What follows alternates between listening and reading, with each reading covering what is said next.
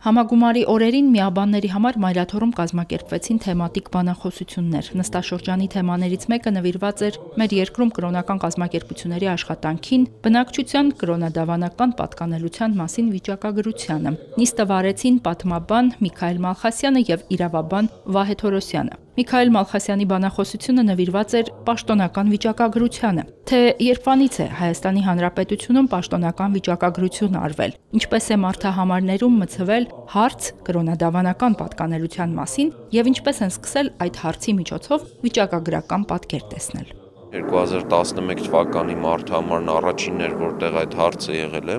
մարդ պետք է պատասխաներ կամավոր սկզբունքով, թե որ կրոնի դավանանքի հետևորդ է, իսկ 2022-ին արդեն երկրորդ դեպքներ, երկրորդ անգամ կարող էր նման հարց տրվել, բայց տարբերությունն այն է, որ 11 թվականի մարդահամարը համընդհանուր սկզբունքով էր անցկացվում, այսինքն բոլոր մարդկանց էին հարցնում, իսկ արդեն 22 թվականի մարդահամարը մասնակի սկզբունքով է իրականացվել միայն 25%-ի շրջանում։ Դրա համար ամեն դեպքում համեմատություն կատարելիս պետք է հաշվի առնել այս մեթոդական տարբերությունները եւ իհարկե ստացված տվյալները բնական է, որ չեն համապատասխանելու որոշ դեպքերում տարբեր կազմակերպությունների կողմից հրապարակված տվյալների հետ։ Ժողովրդագրությամբ զբաղվող պատմաբանը ներկայացրեց երկու մարդահամարների արդյունքները և ստացված ժողովրդագրական պատկերը։ 2011 և 2022 թվականի մարդահամարների տվյալներով հայ առաքելական եկեղեցու հետևորդների տեսակարգը 90%-ից ավելի է, երկու դեպքում են, և արդեն փոքր-ինչ ինչ-որ շարժերը դրանք ավելի շատ երկրորդական են, և հասարակության մեջ տարածված այն տեսակետները, թե չգիտեմ 300,000-ից մինչև 400,000 այլադավաններ կան, դա ավելի շատ քարոզչական թեզեր են, բնականաբար նախ եւ առաջ ազգային փոքրամասնությունների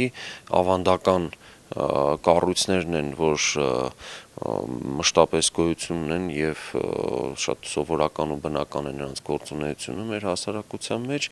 Ինչպես են կրոնական կազմակերպությունները գրանցվում, իրավական ինչ կարգավորումներ և հաշվետվողականություն կան, որքան դյուրին է Հայաստանում գրանցել կրոնական կազմակերպություն, հարցերի շուրջ բանախոսեց Վահե Թորոսյանը։ Կրոնական կազմակերպության գրանցման կառուցակարգերը սահմանվում են Խղճի ազատության և կրոնական կազմակերպությունների մասին 1991 թվականի օրենքով։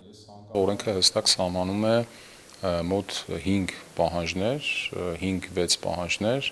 որոնք հարկավոր են կրոնական կազմակերպություն գրանցելու համար։ Նախ կարևոր է, որ կրոնական կազմակերպությունը հասարակական կարգի պահպանման և պետական անվտանգության տեսանկյունից խնդիրներ չհարուցի, պետական և հոգևոր անվտանգային հարցեր չհարուցի։ Երկրորդը պետք է հիմնված լինի կանոնացված Սուրբ Գրքի վրա, դավանանքով պատկանի եկեղեցական համաշխարհային համայնքների համակարգի մեջ մտնի, պետք է ունենալ առնվազն 200 չափահաս անդամներ, ընդ որում երեխաները չեն կարող լինել կրոնական կազմակերպության անդամներ մինչև 18 տարեկան, օրենքը դա արգելում է, և բացի դրանից պետք է ապահովվի նաև փորձագիտական եզրակացությունը։ Նույն օրենքն ինքնին տարբերություն է մտցնում Հայ առաքելական Սուրբ Եկեղեցու և կրոնական կազմակերպությունների միջև։ Օրենքով սահմանված է, որ Հայաստանում հայաստանյաց առաքելական Սուրբ Եկեղեցին իր կառույցներով բացառիկ կարգավիճակ ունի։ Այսինքն 91 թվից դրված է եղել Հայ առաքելական Սուրբ Եկեղեցին որպես ազգային կառույց դիտելու և կարգավիճակը իրավաբանորեն ամրագրելու պարտականությունը, որը հետագայում ամրագրվել է 2005 թվականի սահմանադրությամբ։ Իսկ մեր երկրում գրանցված 60-ից ավելի կրոնական կազմակերպությունները գրեթե չեն վերահսկվում, հաշվետվողականությունն էլ թերի է։ Թե ով է օրինակ տվյալ կրոնական կազմակերպության փաստացի